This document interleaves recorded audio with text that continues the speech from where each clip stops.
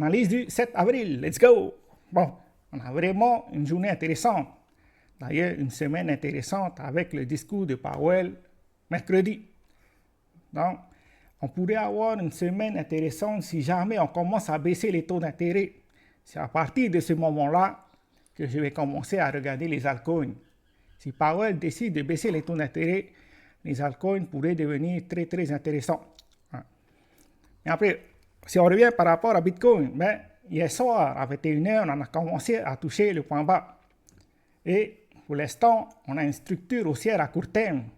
Le problème de ça, c'est que la plupart du mouvement qu'on a eu récemment, c'est-à-dire le mouvement haussier, ce ne sont pas des positions à l'achat qui se sont positionnées sur le marché, mais plutôt des shorts qui ont pris leur profit ou bien qui ont été forcés de clôturer leur position.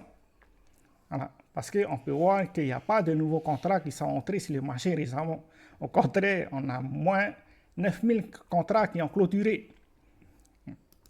Tant qu'on n'a pas de confluence entre le prix et les contrats ouverts, pour le moment, on n'a toujours pas d'agression de la part des acheteurs pour pousser le prix au-dessus du MSB. C'est-à-dire, notre MSB, c'est ce niveau-là. C'est-à-dire qu'il faut vraiment que les acheteurs interviennent sur le marché pour pouvoir continuer, déjà commencer un momentum aussi à court terme. À partir de ce moment-là, il va falloir surveiller l'order bloc qui est au-dessus. Pour le moment, j'ai marqué l'order bloc à ce niveau-là et l'order bloc du bas.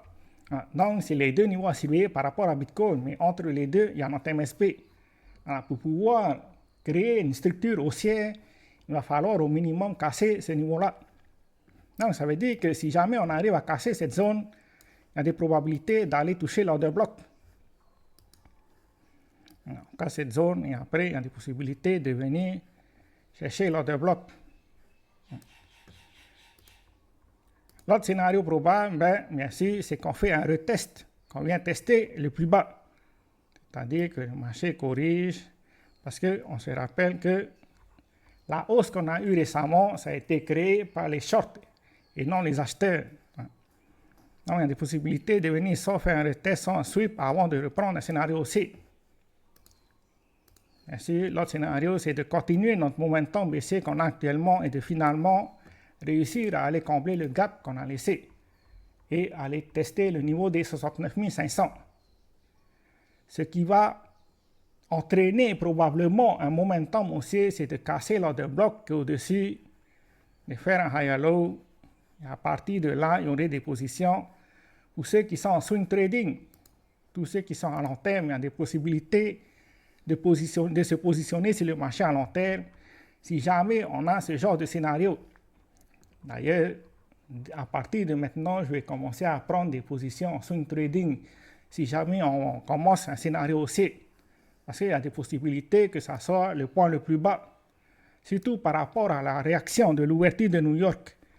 Parce que ce week-end, il y avait des spéculations sur le marché. Les spéculations étaient que à l'ouverture de New York, le marché va vendre. Ce n'était pas le cas.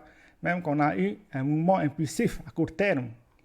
Mais pour l'instant, on n'a toujours pas confirmé la structure haussière. C'est pour ça qu'il vaut mieux rester patient. Moi, j'attends la fermeture de la session d'aujourd'hui à 14h, l'ouverture plutôt de la session d'aujourd'hui à 14h, pour pouvoir prendre une décision par rapport à ça. Ciao, ciao.